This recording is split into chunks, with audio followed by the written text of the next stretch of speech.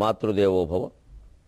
ఏ పాప చింత కలిగిన నీ పాదము విడువబోను నీలగళాని, రేపటి జీవితమునకున్ కాపై నిలబడగదమ్మ కాశీరాణి, రేపటి జీవితమునకున్ కాపై నిలబడగదమ్మ కాశీరాణి. ఏబిఎన్ ఆంధ్రజ్యోతి ప్రేక్షక మహాశయులందరికీ నవజీవన వేదం అనే కార్యక్రమంలో 406వ భాగానికి స్వాగతం పలుకుతాం. ఇప్పుడు వాడు విన్నా వినకపోయినా కనీసం ప్రాణాలు దక్కించుకునే సలహా చెబుతోంది. వీలైనంత వరకు ఇటువంటి ప్రయత్నాలు కూడా చేయాలి. ఎప్పుడూ భారతీయ సంస్కృతిలో యుద్ధం అనేదాన్ని అంతిమమైన ఉపాయంగా పరిగణించారు. సామ దాన భేద దండోపాయాలు అన్నారు. ముందు బతిమారాలి, సామం అంటే అది. తర్వాత ఏమైనా డబ్బు బారేస్తే లొంగుతాడా? మంచి పని చేయడం కోసం ఇది. ఈ లంచాలు ఇవ్వడం కోసం కాదు, ఇది మంచి పని చేయడం కోసం, ధర్మాన్ని కాపాడడం కోసం. పోనీ ఏదో వాడికి ఏదైనా ప్రయోజనం ఉందంటే ఈ ధర్మం చేస్తాడు. సరిగ్గానండి పురాణాలు మనకి స్నానాల గురించి, దీపాల గురించి, పుణ్యాల గురించి చెప్పడంలో ఇది దానోపాయం. అది దాన్ని విపరీతం చేయకూడదు. ఆ దానోపాయం అంటే పోనీ ఏదో వాడికి ఏదో ప్రయోజనం ఉంటుందంటే వస్తాడు ఆ పుణ్యక్షేత్రానికి, ఆ పాండురంగస్వామి కథ వింటాడు, ఆ శ్రీశైలస్వామి కథ వింటాడు. దానివల్ల ఏమైనా మనిషి కాస్త మారతాడు. పోనీ ఆ ప్రదేశంలో కూర్చుంటే ఆ ఋషులు తపస్సు చేశారట, దాని ప్రభావమైనా కొంత ఉండి మారతారు. 10 మంది అలా భజన చేస్తూ భక్తులుగా ఉంటే అసలు వాడి జీవితం ఏమిటో వాడు ఒకసారి ఆలోచించుకుంటాడు. ఇంత పథకం పెట్టుకుని ప్రణాళిక పెట్టుకుని ఆ మహానుభావులు క్షేత్ర మహాత్మ్యాల రూపంలో రకరకాల సంహితల్లో ఖండాల్లో మనకు అందిస్తే వాటిని మనం దిబ్బా దిరుగుండం చేసేసాం. అసలు అవే వేదాలు అన్నట్టుగా మాట్లాడుతున్నాం. అవే వేదాలు, అవే శాస్త్రాలు. ఇవన్నీ శాస్త్రాలు కావు, ఇవి ఆకర్షణ పథకాలు అంటారు వీటిని.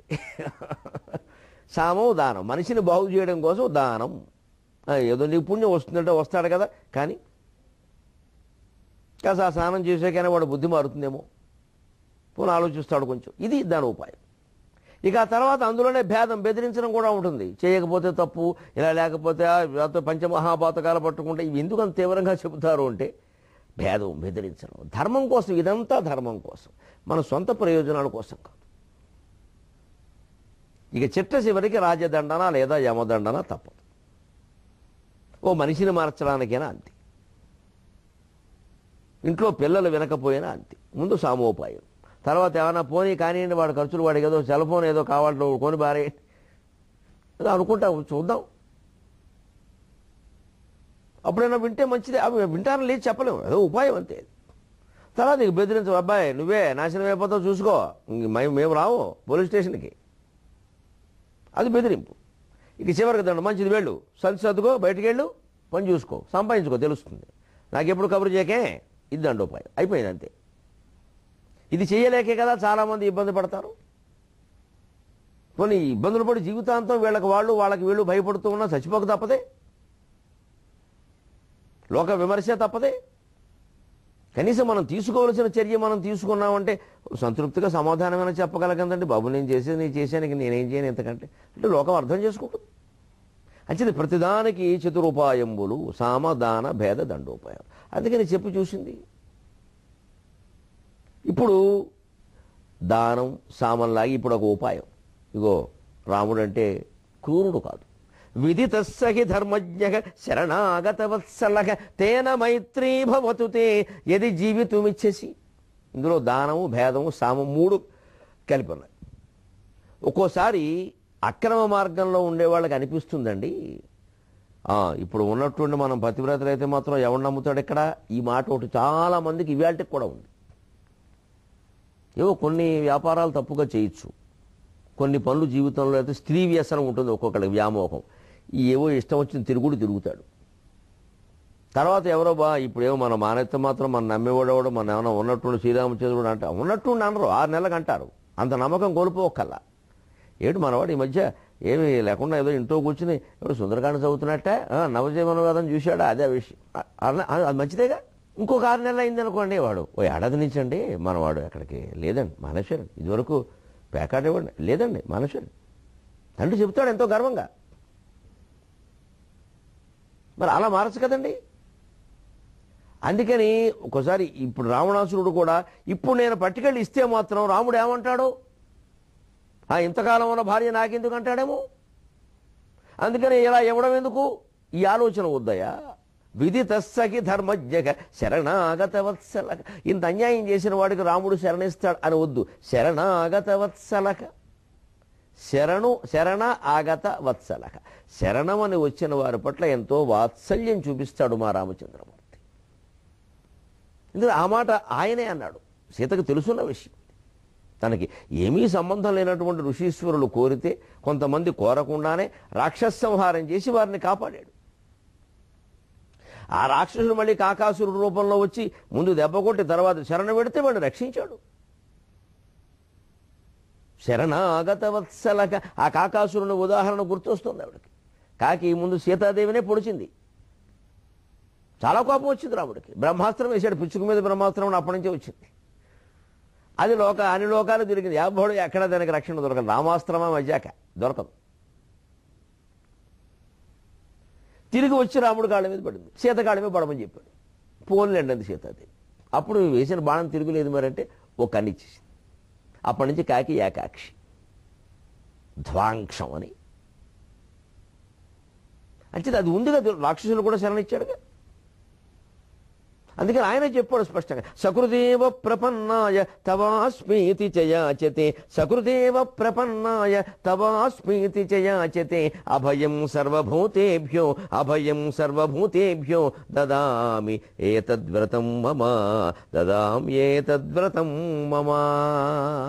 ఆపదావపకర్తారం దాతారం సర్వసంపదాం, లోకాభిరామం శ్రీరామం భూయో భూయో నమామ్యహం, లోకాభిరామం శ్రీరామం భూయో భూయో నమామ్యహం. అంతటి శరణాగత వత్సరుడు.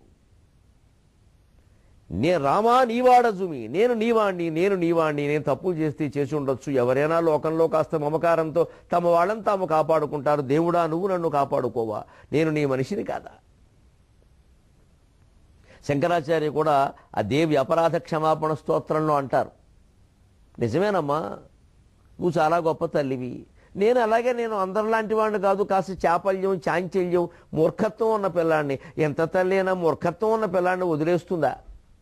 కుపుత్రో జాయేత క్వచిదపి కుమాతాన భవతి. చెడ్డ కుమారుడు లోకంలో ఉండొచ్చు కానీ చెడ్డ తల్లులు ఉంటారా అమ్మా అన్నాడు ఆయన. చెడ్డ తల్లులను కూడా భరిస్తున్నాం ఈ కాలంలో. నమశివాయ. కుమారుల బతుకులు ముంచేసే తల్లుని భరిస్తున్నాం ఇక్కడ. కాలం అండి, కాల ప్రభావం. ఆ కాలం కాబట్టి ఆయన అలా రాశాడు. అంత ప్రమాదాలు అప్పుడు లేవు కాబట్టి.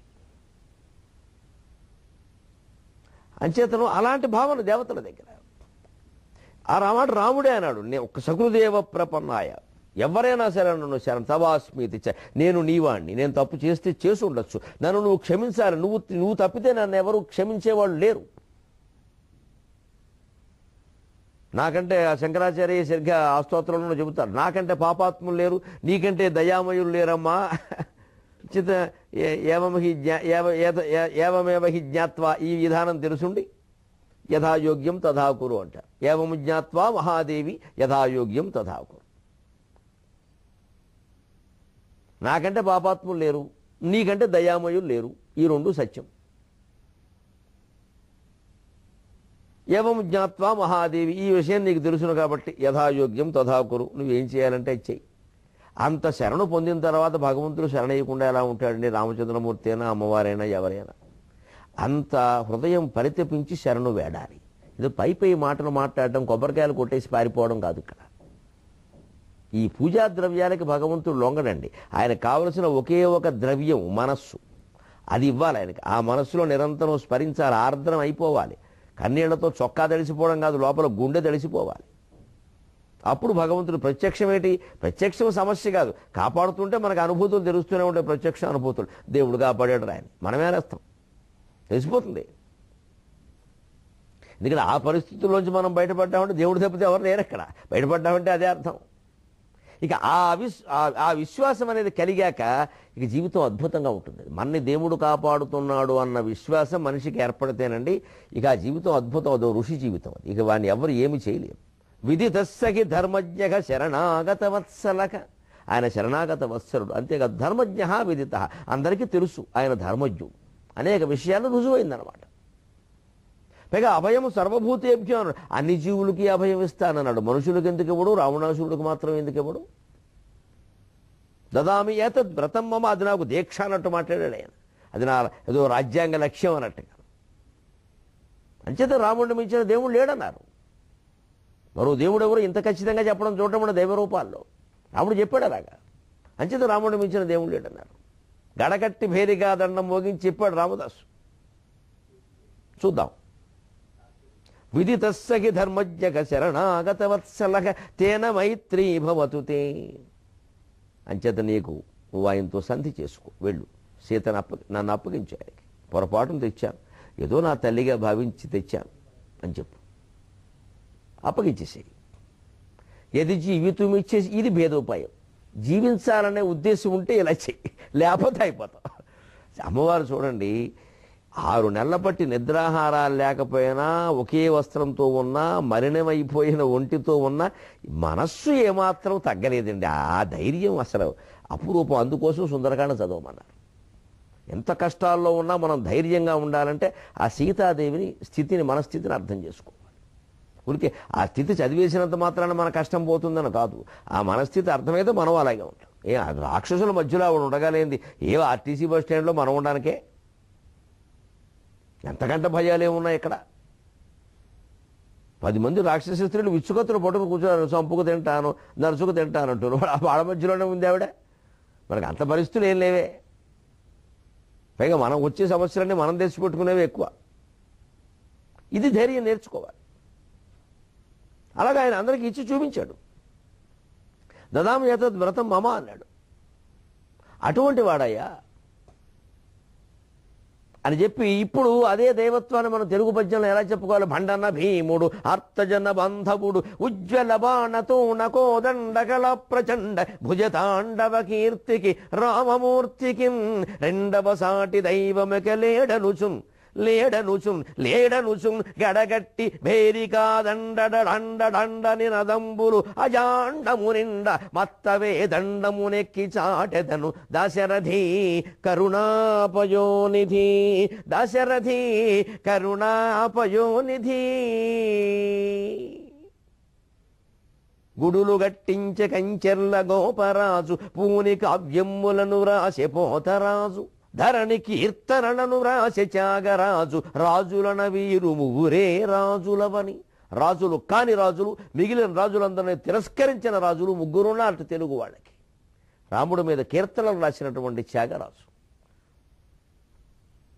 అతి సాహసం చేసి రాముడికి గుడి కట్టించి నగలు పెట్టించినటువంటి రామరాజు, గోపరాజు, కంచెర్ల గోపరాజు. రాముడికి అంకితంగా భాగవతాన్ని రచించినటువంటి పోతరాజు. వీరి ఇంటి పేర్లలో రాజులు ఉన్నాయి, అసలు పేర్లలో ఉన్నాయి. అసలు రాజులు కాదు. పోతన్న గారు కానీ, రామదాసు గారు కానీ, త్యాగరాజు గారు రాజ్యం చేయలేదు. కానీ ఇంటి పేరులోనో అసలు పేరులోనో రాజు ఉంది. మరి బాగుంది, ఉందిగా. అంచేత ఒకటం లేని మహారాజులు అంటారు ఇలాంటి వాళ్ళు. నిజంగా వీళ్ళే కదండి రాజులు అంటే. ఎందుకు మామూలు రాజులు అందరూ దేని పని లేక, ఊరికే ఏదో మీసాలు దువ్వడానికి నువ్వు దండగా, మీసం దండగా, దువ్వడం కూడా దండగా. ఇయ్యగా ఇప్పింపంగల అయ్యలకే గాని మీసం అంజులకేలా, రొయ్యకులేవా బారెడు కయ్యమునకు కొందవరపు కవిచోడప్ప అన్నాడు. ఒళ్ళు బట్టి కవిచోడప్ప అనేవాడు బలి అంటాడు. ఒకడెవడో బాగా మీసాలు, ఇంత గుబురు మీసాలు పెట్టు కూర్చున్నట్టే, ఎవడికి రూపాయి ఇవ్వట. ఒళ్ళు మండి పెడినట్టు. ఇయ్యగా ఇప్పింపంగల అయ్యలకే గాని మీసం అంజులకేలా. ఇచ్చేవాడికి ఉండాలి మీసాలు, పోరు కనీసం ఏదైనా ఇప్పించేవాడికైనా ఉండాలి. ఏమీ ఇయ్యవు, ఇప్పించవు, ఊరికే మీసాలు దూకుంటూ కూర్చుంటావు. ఇక్కడ నూనె రాసుకుని నిమ్మకాయలు నిలబడతా, ఆనపకాయలు, ఈ తలకాయ నిలబెట్టుకో అని. రొయ్యకు లేవా బాయలంటున్నాడు. రొయ్యలు ఉంటాయి, ఇంత పొడుకుంటాయి, ఏం ఉపయోగం? హెడ్ కటింగే.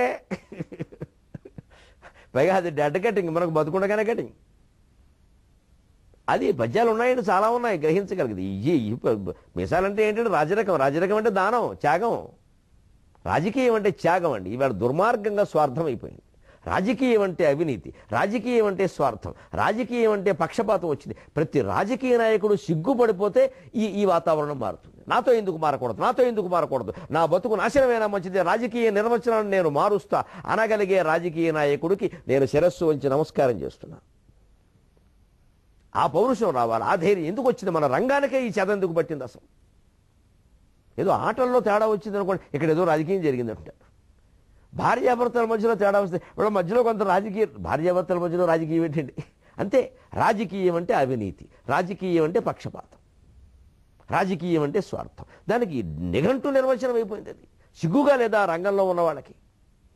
ఇది నా వల్ల మారాలి, లేదా నేను తప్పుకుంటా ఇందులో, కనీసం నేను ఉన్నాను, నేను ఉంటే మారుస్తా, కనీసం నా వరకు నేను నీతిగా ఉంటా, సర్వనాశనం అయిపోయిన మంచిదే నేను నీతిగా ఉంటా. ఇది ప్రతి రంగంలో ఉంటే, ముఖ్యంగా రాజకీయ రంగంలో ఉంటే, ఎందుకంటే ఇవాళ అనేక రంగాల్ని దెబ్బతీస్తున్నది అదే. పరిపాలన సరిగ్గా లేకపోతే ఎవరేం చేయలేరండి. పరిపాలకుడు మనస్సులోనే రకరకాల స్వార్థభావాలు, బంధుప్రీతి, అవినీతి, అలసత్వాలు, డబ్బా కబుర్లు అన్నీ ఉంటే ఎవరేం చేయలేరండి, దేశాన్ని బాగు చేయలేరండి. ఆ పాలకుడు అనేవాడు చాలా ముఖ్యం. పాలకుండా అంటారు, పాలకుండలా ఉండాలి. నేను పాలకుండా అంటే కుదరదు, పాలకుండలాగే ఉండాలి. అది ఒట్టు మట్టుకుండా అయిపోతే అలాగే. అది రాముడు లక్షణం.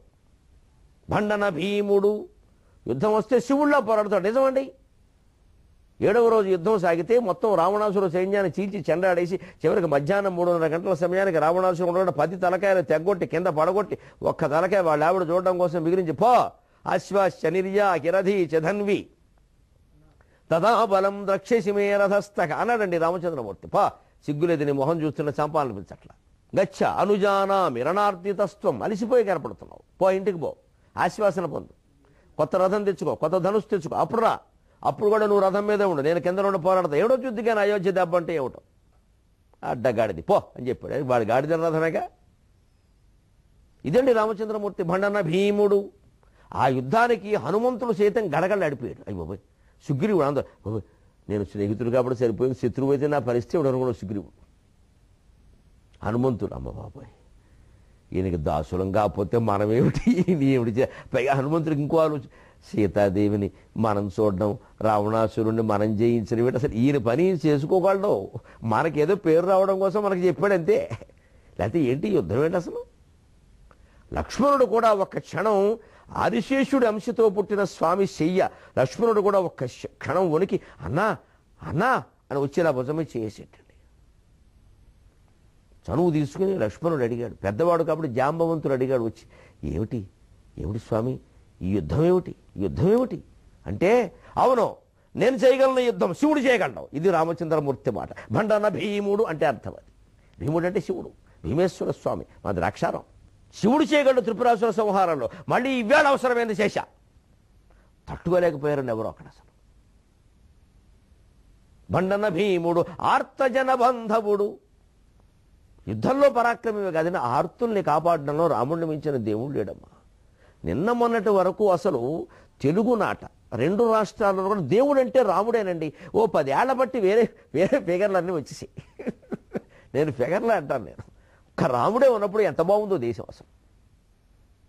ఇంకా ఆ దేవుడు, ఈ దేవుడు, ఆడదేవుళ్ళు, మగ దేవుళ్ళు, ఇక రకరకాల పిల్ల దేవుళ్ళు, బ్రహ్మచారి దేవుళ్ళు, సన్యాసి దేవుళ్ళు, ఇక రకరకాలు వచ్చేసండి. రామాలయం లేకుండా పోయించారు.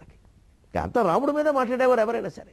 భండన భీముడు ఆత్మజన బాంధవుడు, ఉజ్వల బాణతోణ కోదండ కళ ప్రచండ భుజతాండవ కీర్తికి రమమూర్తికి రెండవ సాటి దైవమిక లేడనుసున్ గడకట్టి వేరికా దండ నినదంబులు అజాండము నిండ మత్తవేదండము నెక్కి చాటెదను దశరథి కరుణాపయోనిధి. నిధి దేవుడంటే రాముడండి. ఇప్పటికీ ఇంతమంది దేవతలు పెరిగినా సరే దేవుడు అనడానికి పర్యాయపదంగా హిందూ ధర్మంలో మాట్లాడాలంటే రాముడే. ఆ మాట వచ్చేస్తుంది. రామనాం జపన పరాయమ లపన, కృష్ణనాం జపన శివనాం జపన అనరు. 10 కొంపలును లేని పల్లెనైనను రామ భజన మందిరముండు వరలుగాత. దశరథుడు ఇచ్చిన వరం అది. తండ్రి కొడుక్కి అత్యంత ప్రేమతో ఇచ్చినటువంటి వరం శంతనుడు భీష్ముడికి ఇచ్చాడు, స్వచ్ఛంద మరణం అని. దశరథుడు రాముడికి ఇచ్చాడు. 10 కొంపలు లేని పల్లెటూళ్ళలో కూడా రామాలయం ఉంటుందయ్యా అన్నాడు. ఉన్నాయి మన వాళ్ళు చాలా గొప్ప రామాలయాలు ఉన్నాయి, పేకాడుతున్నారు, ఉన్నాయి, ఉండడం బ్రహ్మాండంగా ఉన్నాయి, పేకాడుతున్నారు. మళ్ళీ పునర్నిర్మాణం చేసి కూడా పేకాడుతున్నారు. పునఃపేక, దుష్ట సమాసమే కానీ పునఃపేక. మన బుద్ధి మారినంత వరకు ఎంతమంది రాముళ్ళు ఉన్నా ఒకటే, ఎన్ని రామాయణాలు ఉన్నా ఒకటే, ఎంతమంది గరికపాటి నరసింహరావులు మొత్తుకున్నా ఒకటే. మన బుద్ధి మారాలిగా. ఆర్తజన బాంధవుడు ఉజ్వల బాణ తోణ కోదండ కళ ప్రచండ భుజతండవ కీర్తి. ఉజ్వలమైన బాణాలు రామబాణాలంటే మామూలు. విశ్వామిత్రుని గురుత్వం, వశిష్ఠుని శిష్యరేఖం. తోణము అంటే అమ్ములపది, అక్షయమైనటువంటి అమ్ములపది, దేవదత్తమైంది అది. కోదండ కళ ప్రచండ, పైగా కోదండం అనే ధనుస్సు పేరు. రామధనుస్సుని కోదండం అంటారు, శివధనుస్సుని పినాకం అంటారు, విష్ణుమూర్తి ధనుస్సుని శారంగం అంటారు, అర్జునుడు ధనుస్సుని గాంధీవం అంటారు, కర్ణుడు ధనుస్సుని విజయం అంటారు. మిగిలిన వాళ్ళందరికీ ధనుస్సులు ఉన్నా, అర్జునుడికి శివుడికి విష్ణుమూర్తికి అందరికీ ఉన్నా ఆ ధనుస్సు పేరు మీద వాళ్ళని పిలవడం తక్కువ. రాముడు మాత్రం కోదండరామాలయం, కోదండరామస్వామి ఆలయం అని తిరుపతిలోనే ఉంది. ప్రత్యేకం దేవుడి పేరే కోదండరాముడు. ఆ కోదండ కళలో ఈయన మించిన వాళ్ళు లేడు. ఇంకా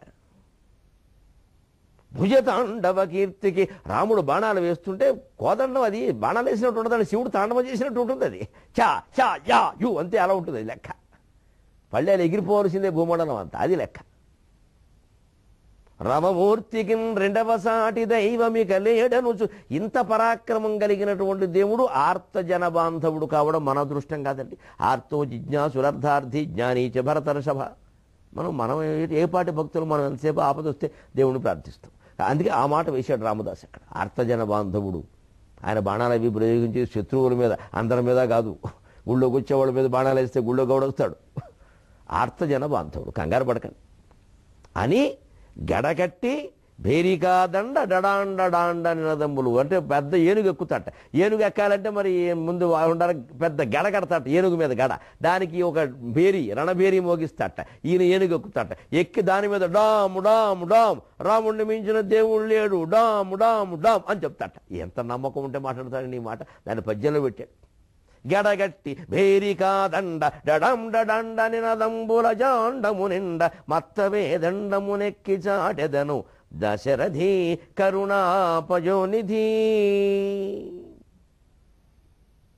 ఎందుకు ఇంత ధర్మం ఇంత విచిత్రంగా ఉంటుందండి భారతీయ సంస్కృతి. సీతాదేవి మాట్లాడేటండి మాట, మైత్రీ తే భవతు తే తేన మైత్రీ భవతు తే. ఆ మాట అన్ని బాధలు పడిన సీతాదేవి నోట రావచ్చా? ఓ పక్క గడ్డి పరకవరా సన్నాసి అంటుంటే నువ్వు వచ్చి సీతాకోక చిలకవై ఎగరవే అంటున్నాడు దుర్మార్గుడు. అటువంటి వాడితో ఈ మాట మాట్లాడచ్చా? భారతీయ హృదయమే అంత. క్షమాగుణం విషయంలో మనని మించిన వాళ్ళు లేరు. పాకిస్తాన్ ఇంతకాలం బతికుందంటే దాని సామర్థ్యం కాదు, మన క్షమాగుణం. బంగ్లాదేశ్కి బిచ్చం వేశాను, నాకేం మొహమాటం లేదు చెప్పడానికి. 71లో మా నాన్నగారు నా కాలేజీకి వెళ్ళినందుకు ఇచ్చిన ₹2 ₹10 నేను అగ్గిపెట్టి మీకు బంగ్లాదేశ్ కోసం కట్టా. ఇడ్లీ తింటే ఇడ్లీకి డబ్బులు వేశారు. అక్కడ కూల్ డ్రింక్ తాగితే కూల్ డ్రింక్ రేటు పెంచారు. కూల్ డ్రింక్ 90 పైసలండి మాకు అప్పుడు ఖచ్చితంగా. మా నాన్నగారు మా కాలేజీకి వెళ్ళేందుకు రోజుకు ₹2 ఇచ్చేవారు. ఆయన మహా పద్ధతైన మనిషి. 6 రోజులు ₹12, సోమవారం పిలిచి ₹12 ఇచ్చేవారు. ఆదివారం బళ్ళేది కాబట్టి అంతే, ₹12 జీతమే. ఇడ్లీ తినమని ఇచ్చేవారు. మేము చాలా తెలివైన వాళ్ళం, అలా ఎందుకు తింటాం, తండ్రి మాట వినకపోవడం అప్పటి నుంచి ఉంది. మేము శుభ్రంగా ఇడ్లీ తినమని డబ్బులు ఇస్తే అట్టిపెట్టడం, రోజు ఒక కూల్ డ్రింక్ తాగడం, లేకపోతే ఎప్పుడో సినిమాకి వెళ్ళిపోవడం. ఎన్టీ రామారావు సినిమా ఎవరు చూస్తారు మనం ఇడ్లీలు తింటే? అలా ఇచ్చిన దాంట్లో ఓసారి కూల్ డ్రింక్ దగ్గర ₹1.40 అడిగాడు. నాకు బాధ వచ్చింది. 71లో యుద్ధం జరిగినప్పుడు అండి. అప్పుడు ఇంకా మేము 10th క్లాసు అప్పటిది. ఇది అప్పుడు ₹2 ఎక్కడది, ₹30 ఎంత ఇచ్చేవారు. అందులో ₹10 పెంచారు వస్తువులు అన్నట్టు. ఏమిటంటే బంగ్లాదేశ్ మాకు అది ఏమిటది, బంగ్లాదేశ్కు మనకు సంబంధం ఏంటో బాబు, ఇడ్లీ రేటు పెంచాడు. బంగ్లాదేశ్ శరణార్థులను ఆదుకోవడానికి ఇందిరాగాంధీ గారు వసూలు చేసిన డబ్బులే. ఇది సంస్కృతులు. ఇది ఎందుకు ఉంటుందంటే ఒకటే, శరణంబని వచ్చిన భీకర శత్రువునైన ప్రీతిగా వగవలయును కరుణాపరుల తెరంగిది ఎరవగ సరిగా అవుదీనికి ఏ ధర్మంబులు ఎర్రా ప్రకట పద్యం అరణ్య పర్వంలో. ఎంత భయంకర శత్రువైనా సరే క్షమించు అని చెబుతోంది భారతీయ సంస్కృతి. ఎందుకంటే ఆ శత్రుత్వాలు పెంచుకుంటే మనకే రక్తపోటు, గుండెపోటు. అందుకని నీ ఆరోగ్యం నీకు ప్రధానం, అంతిమంగా ఆత్మజ్ఞానం పొందడం ప్రధానం, కానీ ఈ రాగద్వేషాలు ప్రధానం కాదు. ఇది భారతీయ సంస్కృతి అంతిమ లక్ష్యం. కానీ ఇవాళ ఈ సహనానికే పరీక్ష వస్తోంది. మనం ఎలా ఉండాలో సుందరకాండ ద్వారా నిర్ణయించుకుందాం. 23:30 గంటల్లో మళ్ళీ కలుద్దాం. అంతవరకు తెలుగులో మాట్లాడదాం.